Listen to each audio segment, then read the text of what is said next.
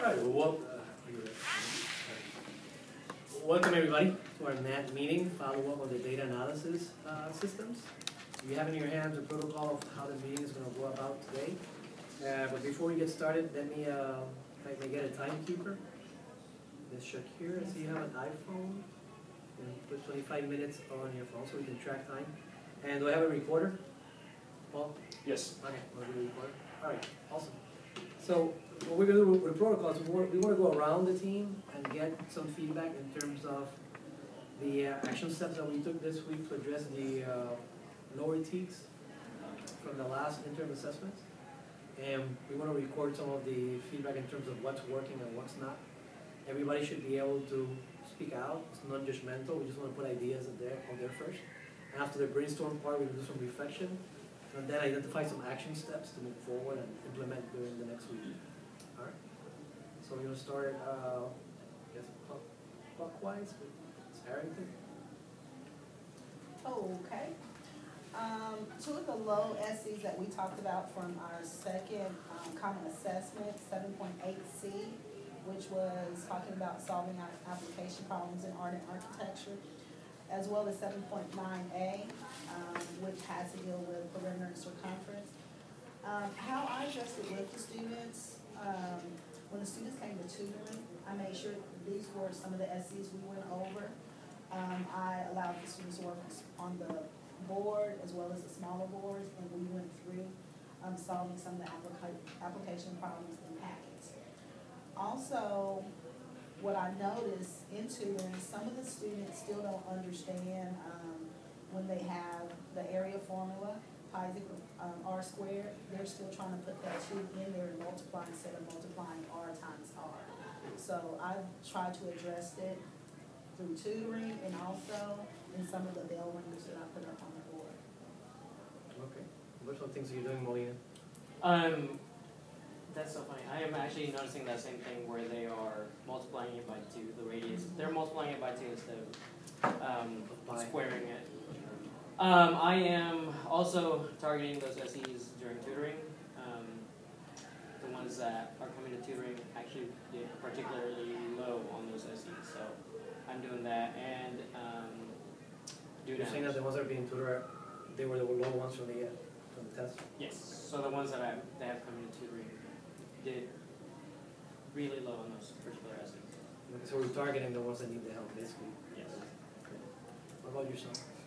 Unfortunately, I've only had 3 people show up for tutoring so far. On my second weekend, looking at this past week's test, you know, it's hard to tell because I haven't really had the opportunity to, you know, work one-on-one with some of the students. But just really been focusing, you know, on the material that they're going to be learning in the regular math class, you know, focusing on that. Once, you know, they grasp that concept, once they can identify the correct things, I just hammer and focus and problem after problem, working with each person, making sure that they're writing, that they're focusing, that they're paying attention, that they're keeping up. That way, you know, they may not be understanding it, but after writing the same thing, you know, pi equals 3.14, or, you know, circumference is, you know, pi r squared.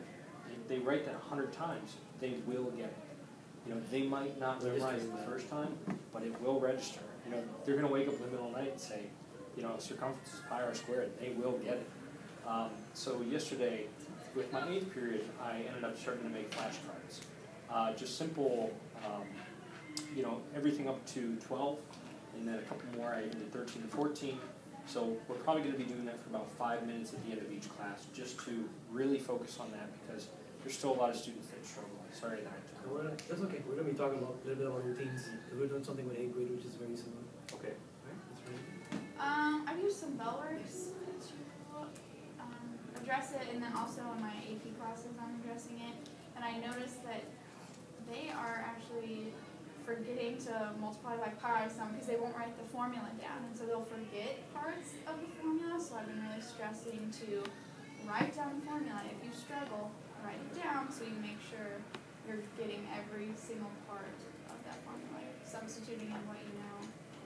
That's been my kids. What about you, Ms. Shakir? I've been addressing it by my do nows and my exit tickets, and also the first half of class I've to where I'll say a shape and they'll have to write it on their whiteboard and show it. And we'll do another one, I'll show it. I might say the same one twice to see if they're paying attention as to what they're writing down. And every time we do a formula, I say, does square mean pi that number times 2 or that number times itself?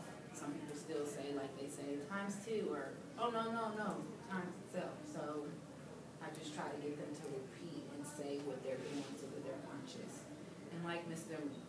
Ransby said, I'm trying to focus on her basics. Foundation skills. Okay, we're gonna go around once more, see if you guys have anything else to add, but then we're gonna go to the part we're gonna reflect and start thinking about some action steps and talking about the data a little bit more specifically based on my observations, okay? You can pass. As part of the protocol, we go around a couple of times to gather some information first. You may pass if you don't have anything else to add, but the idea is to give people a chance to contribute, think about some of the ideas, and then maybe add something else. Okay. But what was the question? It's continuing the. Continuing the brainstorming, Oh, yeah.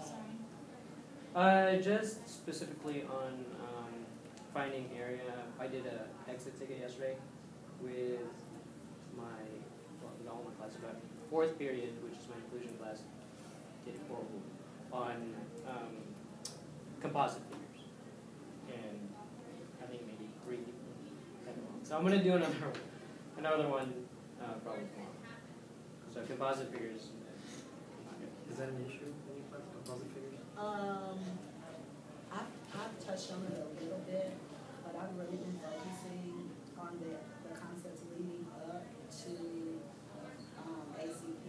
That is something that I've done for bell ring, and the kids, some of the kids, especially pre-AP, they know how to approach it. And so I would say no, but it's not something I focus on. It's more of a tier 3 student issue perhaps, because I saw your students were doing pretty well with composite figures. My students love it. And I saw your classes, they were really, even the mastery class were. Yeah, they like to do it because they like to draw and try to figure out what side is what side and what side is what side. They like to do that type of stuff. Gives them to them.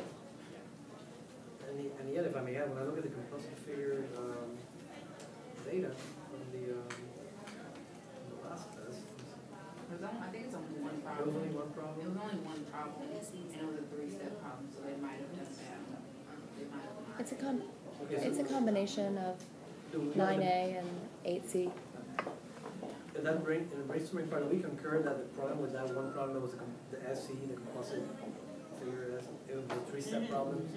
That is more than likely that was the, has that been addressed? Right, yeah, it wasn't that they didn't know